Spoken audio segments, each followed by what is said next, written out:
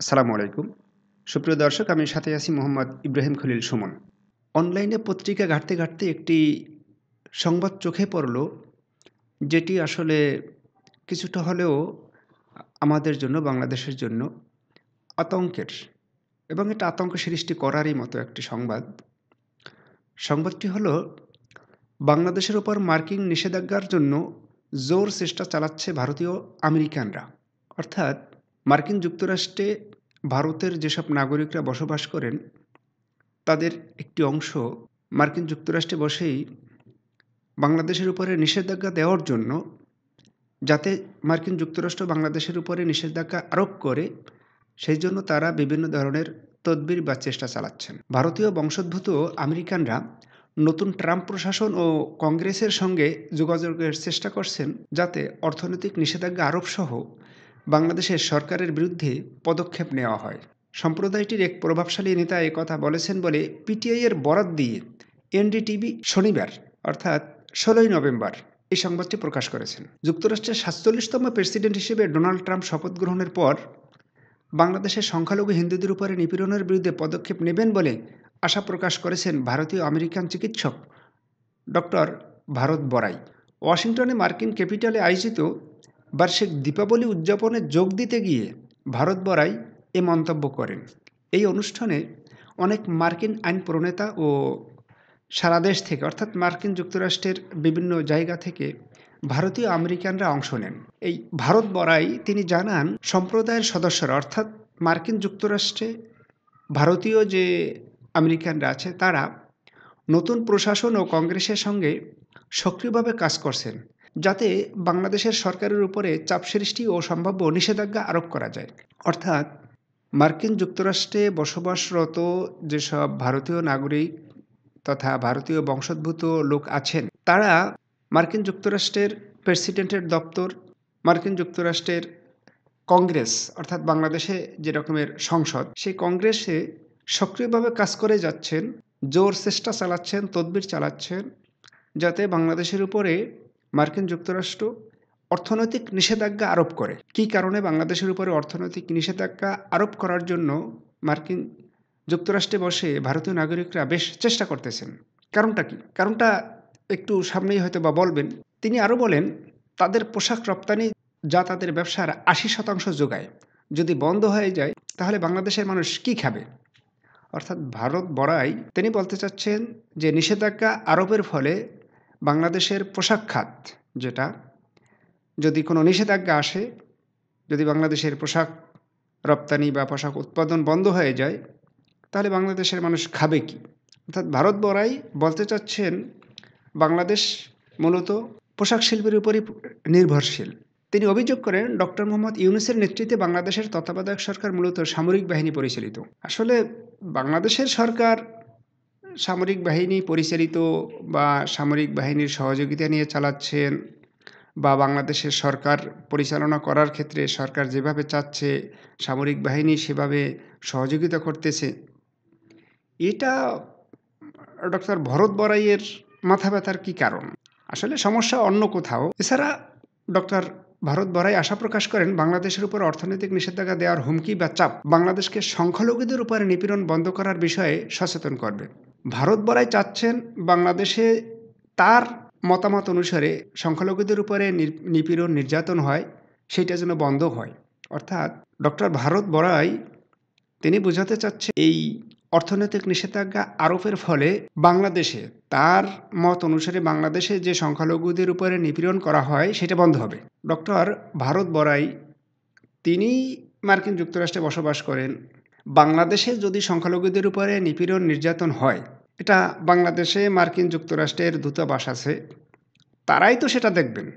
Doctor Bharat বড়াইয়ের এত উদ্বেগের কী আছে? তিনি বলেন, আমরা হিন্দু আমেরিকানরা কংগ্রেসের কাছেও আবেদন করব, যদি বাংলাদেশ সঠিক পথে না আসে, অর্থাৎ বাংলাদেশ যদি সঠিক পথে না আসে, তাহলে বাংলাদেশের উপরে অর্থনৈতিক অবরোধ সহ আরও যত প্রকার চাপ সৃষ্টি করা যায় তা তিনি বা তার সম্প্রদায় করার চেষ্টা করবেন। আচ্ছা, এই বাংলাদেশ সঠিক পথে না আসে দ্বারা কি বুঝাতে চাচ্ছেন? বাংলাদেশ কি ভুল পথে আছে? কোন দিক থেকে বাংলাদেশ ভুল পথে আছে? বাংলাদেশে যে সরকার দেশের জনগণের উপরে জুলুম, অত্যাচার, নির্যাতন, নিপীড়ন চালিয়েছে। বিশেষ একটি আন্দোলনের প্রেক্ষাপটে ছাত্র জনতা মিলে সেই সরকারকে সরিয়ে দিয়েছে। জনগণ যখন তাদের কল্যাণের জন্য একটি কাজ করে এবং যেই সরকার বা যেই ব্যবস্থা জনগণকে কষ্টে নিপতিত করে, যেই সরকার জনগণের উপরে জুলুম অত্যাচার করে, তাদেরকে সরিয়ে দিলে তাতে সঠিক পথ বা ভুল পথের কি আছে? তাতে বাংলাদেশ সঠিক পথে না আসে বিষয়টা কি? বাংলাদেশ আসলে সঠিক পথেই আছে। বাংলাদেশ সঠিক পথে আছে বলেই যারা জুলুম অত্যাচার করেছে তাদেরকে বাংলাদেশের জনগণ, ছাত্র জনতা তাড়িয়ে দিয়েছে, সরিয়ে দিয়েছে। তিনি ভারত সরকারকেও আহ্বান জানান তারা যেন বাংলাদেশকে এই বিষয়ে সতর্ক করে। ডক্টর ভারত বড়াইয়ের দৃষ্টিতে বাংলাদেশে যে সংখ্যালঘুর নির্যাতন হয়, নিপীড়ন হয়, সেই বিষয়ে যেন ভারত বাংলাদেশকে সতর্ক করে।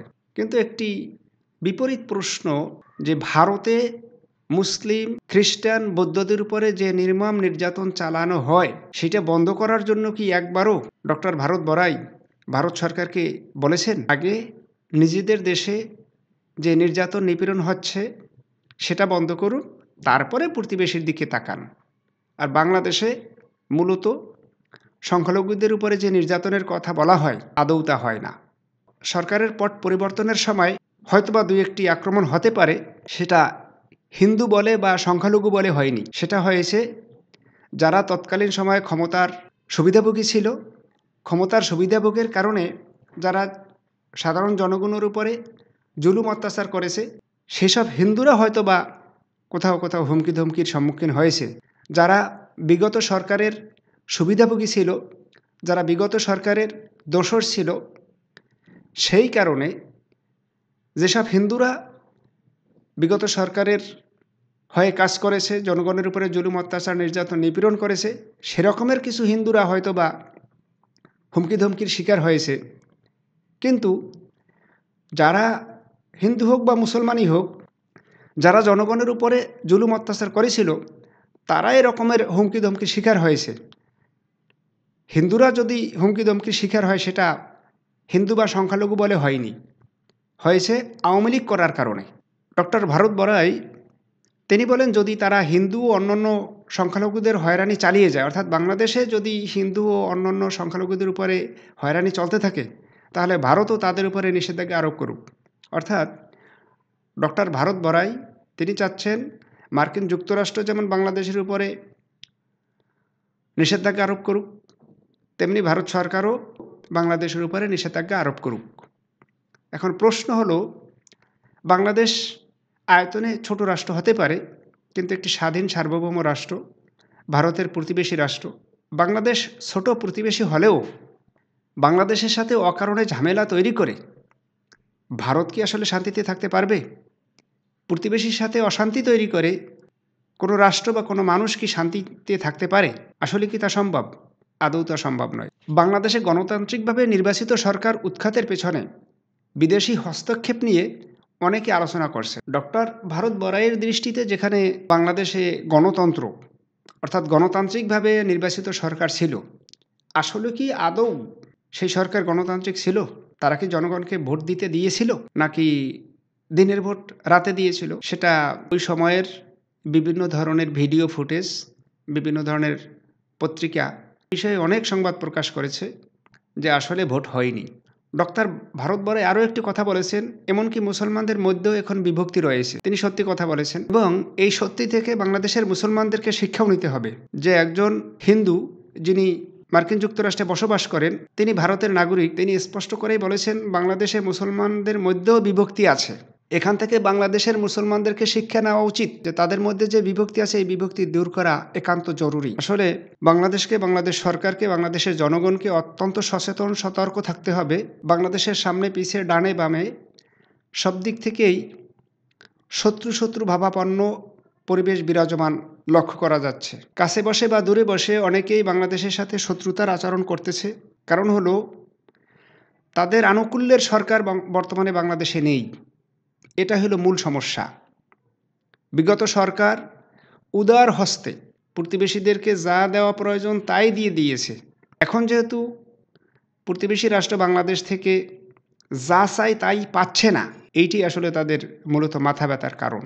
এই মাথা ব্যথা থেকেই তারা বলতেছে যে বাংলাদেশ সঠিক পথে নেই। অর্থাৎ প্রতিবেশী রাষ্ট্রের নাগরিকদের দৃষ্টিতে তারা বা তাদের রাষ্ট্রের জনগণ বা তাদের সরকার যদি বাংলাদেশ থেকে বিভিন্ন ধরনের বৈধ অবৈধ সুযোগ সুবিধা নিয়ে যেতে পারে, তাহলেই বাংলাদেশ সঠিক পথে আছে। বাংলাদেশের জনগণ এ রকমের সঠিক পথ চায় না। যে সঠিক পথে বাংলাদেশ ধ্বংস হয়ে যাবে, ওই সঠিক পথ বাংলাদেশ বা বাংলাদেশের জনগণ চায় না। দৈনিক ইত্তেফাক পত্রিকাও এ সংবাদটি 2024 সালের নভেম্বর মাসের 16 তারিখ প্রকাশ করেছে।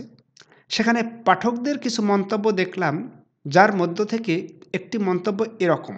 মন্তব্যটি করেছেন জাহাঙ্গীর আলম নামের এক ভদ্রলোক। তিনি লিখেছেন, ভারত সরকারের প্রত্যক্ষ মদদেই এদেশে শেখ হাসিনা সরকার ও তাদের দোসররা ফ্যাসিস্ট সরকারে পরিণত হয়েছিল এবং এদেশের জনগণের লক্ষ লক্ষ কোটি টাকা লুটপাট করে এদেশের অর্থনীতির মেরুদণ্ড ভেঙে দিয়েছিল। এদেশকে দুর্নীতি ও ঘুষের দেশে পরিণত করেছিল। হাজার হাজার ছাত্র জনতাকে নির্বিচারে গুলি চালিয়ে গণহত্যা করেছিল। বিরোধী দলমত দমনে সীমাহীন নির্যাতন, গুম, খুন, সীমাহীন কেস দেওয়া হয়েছিল। জনগণের ভোটাধিকার হরণ সহ জনগণের সকল অধিকার হরণ করেছিল। সর্বশেষ ভারত সরকার এদেশের বিরুদ্ধে সারা বিশ্বে মিথ্যা প্রোপাগান্ডা চালাচ্ছে। আর সময়ের পরিক্রমায় ভারত সরকারের এ সমস্ত মিথ্যা প্রোপাগান্ডা সারা বিশ্বে উন্মোচিত হবে এবং ভারতকেই এজন্য জবাবদিহিতার সম্মুখীন হতে হবে, কারণ মিথ্যা বেশি দিন টিকে না। জনাব জাহাঙ্গীর আলম সাহেব যে মন্তব্যটি করেছেন, আমার কাছে মনে হয় যে তিনি যথার্থ মন্তব্যই করেছেন। সুপ্রিয় দর্শক, আমার এই আলোচনাকে কেন্দ্র করে আপনাদের যদি কোনো মন্তব্য থাকে, আলোচনা থাকে, সমালোচনা থাকে, আপনারা নির্দ্বিধায় করতে পারেন। আমি আপনাদের আলোচনা, সমালোচনা বা যে কোনো মন্তব্য সাদরে গ্রহণ করে আমার উপস্থাপনা এবং আমার আলোচনাকে আরও সুন্দর এবং পরিমার্জিত করার চেষ্টা করব। যারা আমার চ্যানেল সাবস্ক্রাইব করেছেন তাদেরকে অসংখ্য ধন্যবাদ। আর যারা এখনও আমার চ্যানেলটি সাবস্ক্রাইব করেননি, অনুগ্রহ করে চ্যানেলটি সাবস্ক্রাইব করে নিন। আসসালামু আলাইকুম।